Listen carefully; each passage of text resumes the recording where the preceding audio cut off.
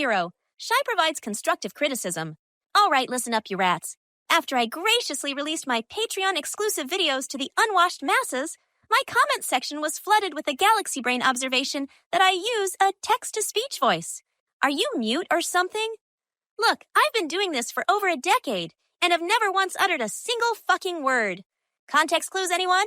And I know I should be mad at the education system instead of the comment section, but check out this fucko wearing a My Little Pony avatar in 2025 like a Boy Scout badge for humiliation. What's even worse, it's the shittiest character in MLP, bar fucking none. Listen, bitch.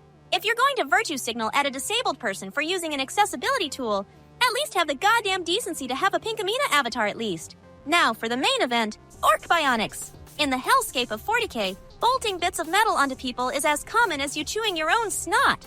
The poster boys for this are, of course, the Space Marines, who are pumped full of extra organs, wild cybernetics, and microplastics in their balls. Human modifications are based on the ADMEC's scientific methodology of having Lego building instruction manuals. The Orks, meanwhile, also have access to incredibly advanced body modifications, but the key difference is that they use this technology without any fucking idea how any of it actually works. The installation of Ork bioniks is handled by Pain Boys, and Pain Boys' techniques are beyond we have healthcare at home. This shit is straight up homeless. These medically inclined orcs are supposed to patch up injuries too severe for an orc's natural regeneration to handle, like when their head gets chopped the fuck off. Most orcs would rather face a titan in their underpants than visit a pain boy, because these sawbones are less interested in healing and more interested in seeing what happens if they replace your spleen with a spring-loaded machete launcher. To make matters worse, they often employ mech boys as surgical assistants. Mech boys are orc mechanics, so the guy in charge of changing your headlight fluid might also be giving you a Dead Space-themed eye exam. The most common bionic implants are arms and legs, because orc weaponry is outclassed in fatality to its own user only by the Ford Pinto. Sometimes the fix is simple. Grab a random arm off the floor and put it back on with some staples. But more often, the pain boy will just weld a chainsaw onto the stump because that's groovy. This is so popular that some orcs will willingly hack off their own hands and sprint to the nearest pain boy, hoping to get a shiny new gun limb. Legs get the same treatment. Freebooter orcs are fond of the classic pirate peg leg, but for the more discerning customer, you can get wheels, tank treads, or even super legs, which are literally just rockets bolted under your knees, which turn you into a so-called turbo killer, or more likely, dead. Getting shot in the head is also just a minor inconvenience when your Giga Chad chin has properties of Kevlar. A pain boy will happily plug the hole in your skull with whatever junk is lying around, a targeting sensor, a bit of scrap metal, or a passing pigeon. The more ambitious ones might even try to rewire the patient's cerebral cortex, which, in exceptionally rare and terrifying cases, can accidentally make the orc intelligent. This is how the infamous war boss Gazkul Thraka came to be, after a stray bolt gun round conveniently created enough free space in his skull for an NVIDIA RTX 5090. Ultimately, though, the patient has zero say in the procedure. An average orc can go in for a busted arm and wake up to find he's now a torso on a unicycle. But the richest orcs might pay a fortune in teeth to become more machine than orc, turning into a cyborg. Pain boy can still botch the surgery or just get bored halfway through, and the patient might end up as a tin boy, a brain-dead orc terminator. Or worse, the sheer trauma of the modifications can shatter their mind, turning them into a mad boy, a berserk fusion of flesh and metal. In conclusion, orc bioniks are badass. If I had the choice to replace my pasty-ass form with enough steampunk machinery to be classified as industrial mining equipment and require a heavy vehicle license just to walk down the street, I fucking would, even if it turned me into a murderous lunatic or more of one.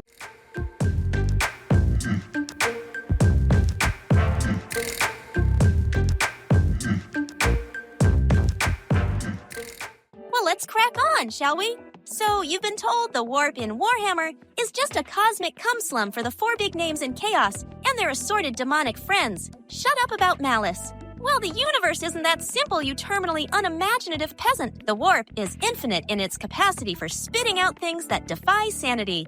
And it is home to a whole assortment of unaffiliated nightmares, unrelated to any and all chaos gods. Small indie monstrosities that if they were video games would be published by New Blood, as opposed to, say, Ubisoft, which would be Nurgle in this metaphor, because it's shit. Sometimes these creatures will play sea monster with any ship that tries to navigate the warp, or on other, more exciting occasions, they randomly will fall out of immaterium onto your living room floor and bite your face off through your asshole. Let's start small. We have the ethersites, which is a cute way of saying warp parasite. Naturally, some are bigger than others, because parasite can mean anything from a slight itch to your 26-year-old unemployed cousin living at his mom's crib. Oh, sorry, he's not unemployed. He's a niche Twitter micro-celebrity. Anyway, speaking of leeches, take the Silesia for instance. It's a charming little beetle that simply wants a little swim in your bloodstream. As it grows, it's not just getting fat on your precious bodily fluids, it's also stealing your genetic makeup. Once it's got enough, it puts you into a vegetative state, cocoons your body, and a few days later, bursts out as your perfect, handsome twin. The original you is left as a deflated husk to be tripped over by your less observant roommates. Why does it do this? Who the fuck knows? The new you just wanders off, pretending to be you, though it is unlikely to last, because everyone will quickly notice that you started showering and quit spending all your money on horse girl gacha slop like the scum you are.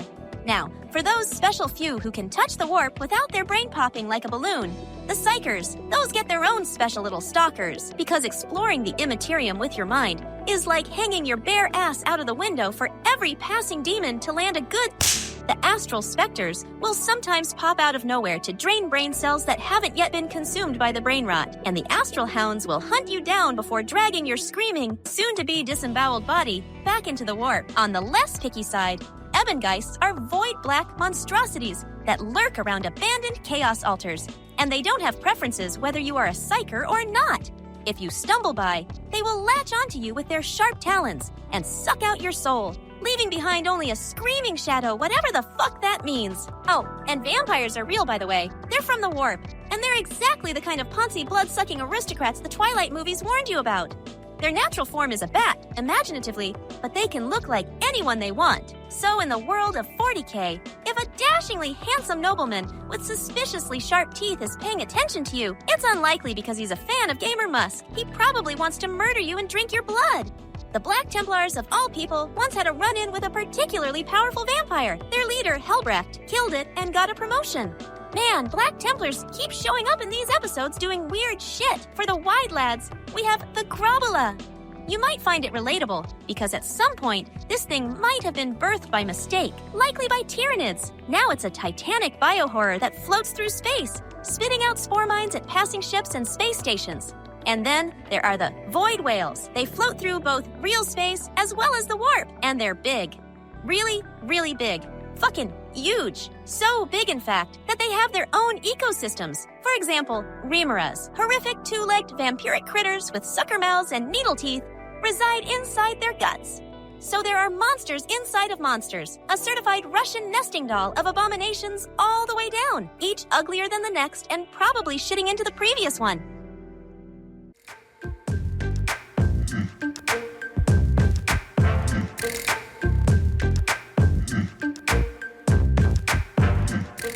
Sarcastically, glad to see you once again. So, you've been told the universe of Warhammer 40,000 is a super serious, grimdark emo fest filled with horrors beyond your fragile comprehension. And it is. It's a universe so desperate to be taken seriously, it practically sweats testosterone and ejaculates gravel. But this obsession with being the edgiest kid in the back of a short bus has a side effect, occasionally being incredibly bleak, morally gray, and gritty loops right back to being unintentionally hilarious. Just ask Kane and Lynch. This becomes especially peak when someone in a po-faced narrative suddenly dies in a really stupid fucking way. And that's what we are talking about today, you mouth breathers. Shy presents a gallery of the most pathetic exits from the 41st millennium. First up, the Galvorback, the elite champions of the word bearers. These are the poster children for horrific body horror armor and demonic possession, who you'd think would be tough nuts to crack. Well, in the first Heretic, we learned that a chaplain of these supposedly unstoppable killing machines was brought down by just some fucking guy. A simple tribal human gave Wordbearer the London special and stabbed him in the neck at precisely the right spot. The demigod in murder armor then proceeded to bleed out to death, screaming his lungs out the entire time. To quote Argel Tal, "Blood of the gods, I'd have laughed if it hadn't been so pathetically tragic." I think that just translates to Lamau. Speaking of stupid, the Orks. An orc warlord named Grizguts was leading his Wah on a grand tour of the galaxy, which involved taking a shortcut through the warp. Navigating the warp was Grizguts' bread and butter, but it turns out he was lactose intolerant, so he fucked up and tumbled through time itself, emerging moments before they left. Grizguts saw his past self holding his favorite shooter, and came to a brilliant conclusion that if he kills his past self, he'll have 2 of his beloved gun. So he fucking did. And while the time paradox somehow left him with 2 guns, the sheer metaphysical insanity of watching your war boss kill his own past self for a duping glitch was a bit too much, even for the greenskins, causing the entire horde to collapse into total disarray. Moving on to the poster child soldiers. Proper bolter maintenance is drilled into a space marine's head until there's no room for anything else, like a personality. But accidents can still happen, mainly to idiots. In the Space Wolf omnibus, a fresh recruit named Vrotwolf supposedly knew how to disassemble and clean his pistol. But, as the book condescendingly points out, there was a big difference between knowing this stuff and being able to do it. 1 second, Vrotwolf is having a good chuckle with his mates while polishing his bolt pistol. The next, his head and upper torso are redecorating the ceiling in a fine red mist. A quick and probably very annoyed inspection of the remains revealed the idiot had left the magazine in, chambered around, had no safety on, and kept his finger on a trigger while pointing the gun at himself. I wonder if it's loaded. Speaking of unearned confidence, let's talk about Warmaster Varan the Undefeatable. Having a name like that is akin to climbing on top of an electric transmission tower during a thunderstorm while holding a lightning rod with your bare hands and screaming, "Come on, God, you fucking pussy! You don't have the balls, you bitch!" During the 13th Black Crusade, this Chaos Champion faced off against the living embodiment of the imposter syndrome, Siaphus Cain, on the roof of a shrine. In a moment of peak villainous transformation, Varan began sprouting horns from his armor. Cain, however, instead of waiting for this boss fight to progress into the second stage, promptly delivered a swift kick to Varan's gonads, sending the undefeatable Warmaster off a roof to his death, Humpty Dumptying the poor motherfucker. Varan's last words as he was plummeting to the ground were, "Well, that was unexpected." Then we have the noise marines of the Emperor's Children, whose sonic warfare is supposed to be quite literally face-melting. But one of them, Marius Virician, met his match when he tried to shred a solo at Ignatius Newman of the Iron Hands.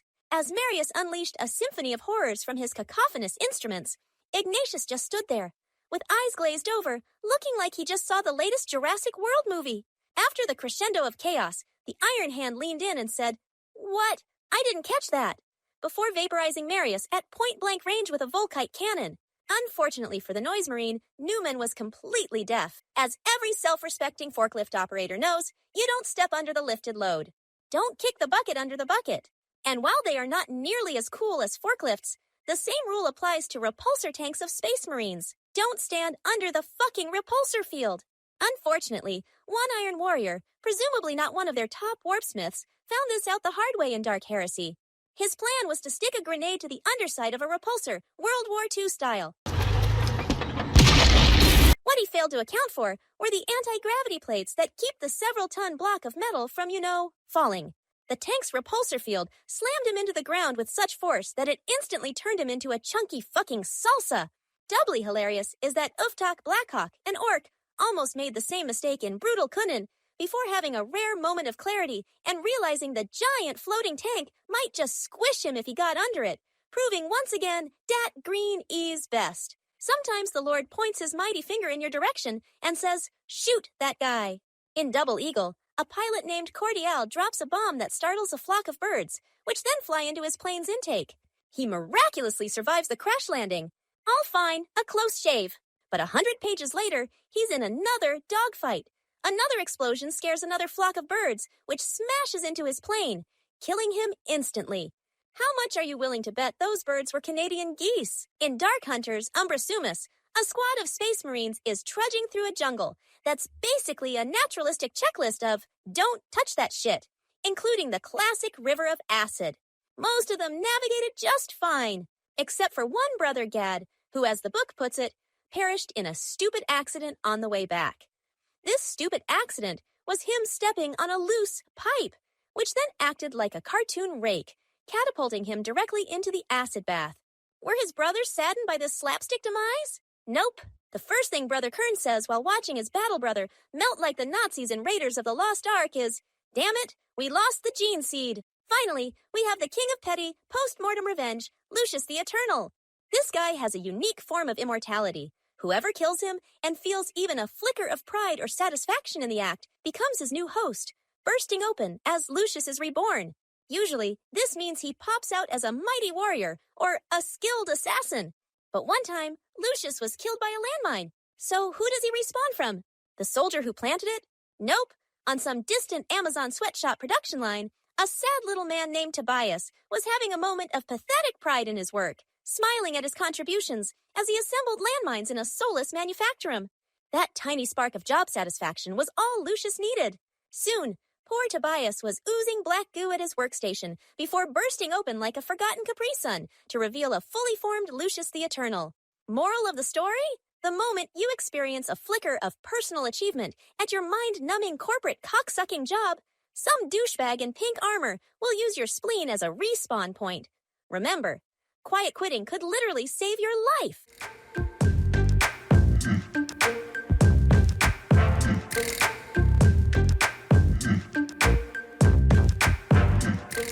All right, scum, let's get this over with. Don't worry, I'll use small words. You might remember from some of the previous sessions of me talking down to you that the 41st millennium is crawling with dogs, a foul-smelling, emotionally needy accessory for people who can't handle the gnawing weight of their own loneliness. But what about the other animal humanity dragged to space with them? The one that's been judging us from atop the furniture even before that fucker Ionisir got his first complaint letter. The cats. Well, you would be surprised to hear that the 40K galaxy is actually brimming with pussy-adjacent nightmares. So the first thing you do in the grimdark universe when you get your hands on a cat is set that furry bastard to wumbo until it's about 2,000 pounds. Next, you poke it with a stick through the cage bars until it wants to tear your ass off and then stick it in a gladiatorial arena. And that's Carnodon, native to the charming mudball of Gudrun. A Carnodon is what you'd get if a snow leopard fucked one of those asphalt saw machines. A mature one is apparently as long as a school bus, not one of those that took you to your school. I mean the long one the other students used. Naturally, it has tusks, claws, and a bad attitude. Inquisitor Eisenhorn had a cuddle with two of them once, which ended with his sidekick getting his limbs thoroughly rearranged. But the most famously over-the-top Carnodon encounter belongs to Sanguinius, who soloed one just to acquire drip that goes harder.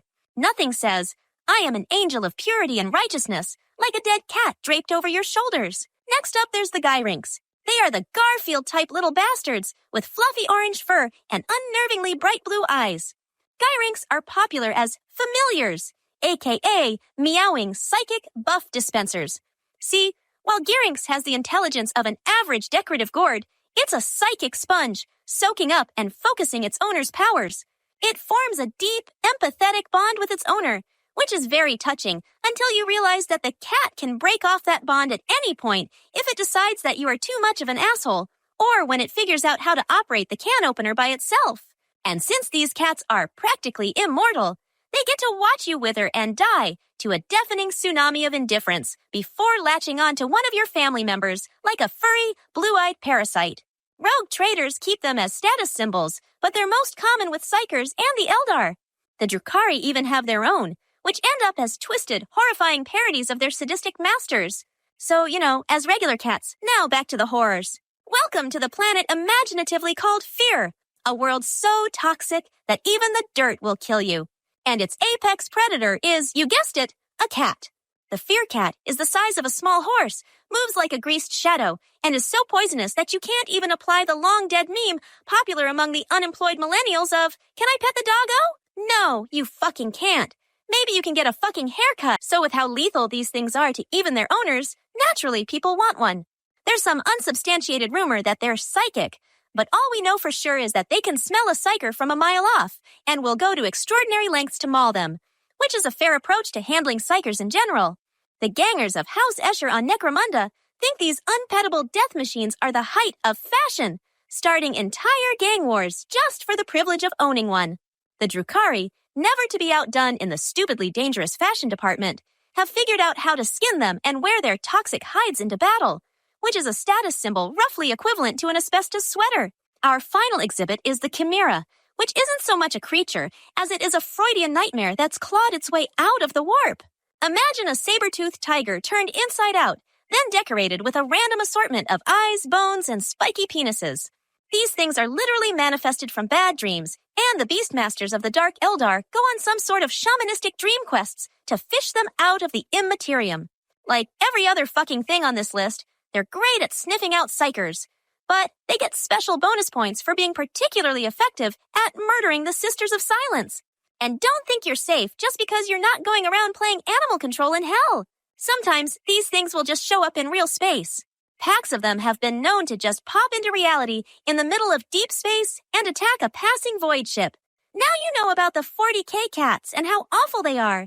Maybe next time your own fluffy little shithead brings you a dead bird, don't see it as a gift. See it as a threat, a promise of what's to come. If you like this video, leave a comment in the comment section below and let me know what topics you would like me to cover in the future. If you didn't, that's fine. But if this was Mass Effect 1, I would be leaving your fucking ass behind on Vampyre.